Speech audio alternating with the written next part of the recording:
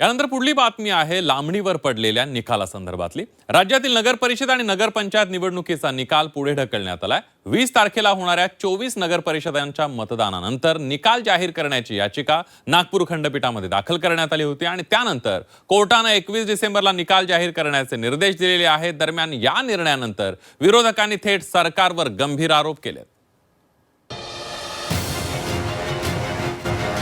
निकाल लांबणीवर, उमेदवारांचं भविष्य टांगणीवर।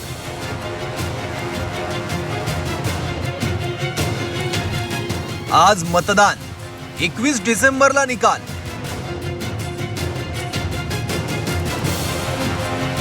दोन्ही टप्प्यांची मतमोजणी एकत्रच होणार।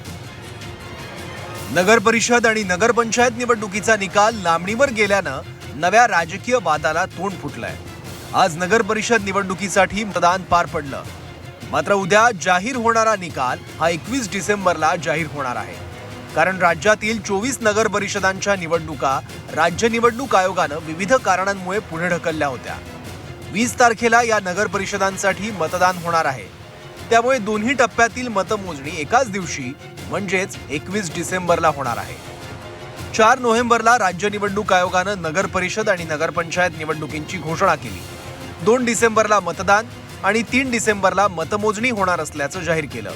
मात्र मतदानाआधी विविध कारणांमुळे राज्यातील 24 नगर परिषदांच्या निवडणुका 30 नोव्हेंबरला पुढे ढकलण्याची घोषणा केली। 20 डिसेंबरला या 24 नगर परिषदांसाठी मतदान होणार असल्याचं निवडणूक आयोगानं सांगितलं। मात्र 2 डिसेंबरला मतदानाच्या दिवशी दोन्ही टप्प्याचे निकाल एकाच दिवशी जाहीर करण्यासाठी हायकोर्टात याचिका दाखल करण्यात आली। हायकोर्टाच्या नागपूर खंडपीठानं 21 तारखेला निकाल जाहीर करण्याचे निर्देश दिले, त्यामुळे आता 21 तारखेला निकाल लागणार आहे। निकाल पुढे ढकलल्यानंतर मुख्यमंत्री देवेंद्र फडणवीसांनी यावर भाष्य केलं। कोर्टाचा निर्णय मान्य करावा लागेल, मात्र अशा पद्धतीनं निवडणूक आणि निकाल लांबणीवर जाणं योग्य नसल्याचं त्यांनी म्हटलंय। तर काहीतरी सेटिंग राहिली असेल म्हणून निवडणूक पुढे ढकलल्याचा आरोप निलेश राणेंनी केला।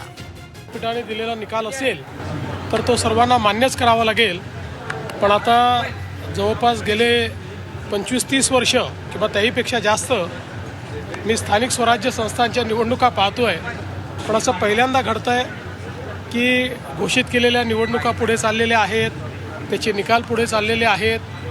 मला असं वाटतं की एकूणच ही जी काही सगळी पद्धती आहे, ही पद्धती काही फार योग्य वाटत नाही। अर्थात खंडपीठ स्वायत्त आहे, त्यांनी निकाल दिला तर तो सगळ्यांना मान्य करावा लागेल। मी तुम्हाला अगोदरच म्हटलं काहीतरी सेटिंग राहून गेली असेल, ती सेटिंग पूर्ण करायला अजून दिवस लागणार असतील, म्हणून होत असेल। आता मला साहेब सांगा, निवडणुकीच्या मधोमध तुम्ही प्रचाराचा 1 दिवस वाढवला, जेव्हा तो आपण म्हणतो ना, काय म्हणतात त्याला, जो ब्रीदिंग पिरियड असतो मधला 1.5 दिवसाचा, आम्ही माझ्या या कमी कार्यकाळामध्ये मी 4 निवडणुका लढवल्या। जो ब्रीदिंग पिरियड असतो प्रचारानंतरचा, तो किमान 1.5 दिवसाचा असतो। विरोधकांनी देखील या निर्णयानंतर नाराजी व्यक्त केली। निकाल पुढे ढकलल्यानंतर विजय वडेट्टीवारांनी थेट सरकारवर निशाणा साधलाय। सत्ताधाऱ्यांना मतचोरी करायची आहे का असा सवाल त्यांनी उपस्थित केला। तर जयंत पाटलांनी देखील या निर्णयानंतर संशय व्यक्त केलाय। या सगळ्या प्रक्रियेमध्ये की उद्या जर मतावर परिणामच होतो असं जर कोणी म्हणत असतील तर मग या निवडणुकांचा निकाल लागेल। उद्या जर निकाल लागला असता त्याचा परिणाम जिल्हा परिषदावर पण झाला असता, महानगरपालिकेवर झालेला असता।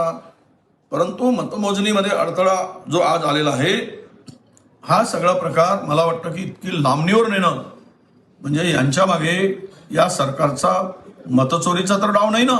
इतका वेळ मतदान आणि मतमोजणी याच्यात एवढा वेळ राहिला की संशयाला जागा निर्माण होते आणि त्यामुळं पहिली गोष्ट निवडणूक आयोगाने किमान एवढी तरी करावी की सर्व पक्षाच्या प्रतिनिधींशी चर्चा करून त्या मतपेट्या संरक्षित राहतील, कोणत्याही बाहेरच्या मेसेजेस किंवा सिग्नलिंग त्याच्यापर्यंत पोहोचणार नाही, अशा लोकांच्या मनात शंका असतात।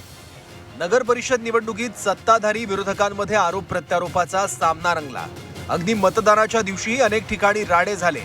त्यातच नागपूर खंडपीठानं दिलेल्या निर्णयानंतर उद्या जाहीर होणारा निकाल देखील आता 21 डिसेंबरला जाहीर होणार असल्यानं सत्ताधारी आणि विरोधकांनी नाराजी व्यक्त केली आहे। ब्युरो रिपोर्ट, झी 24 तास.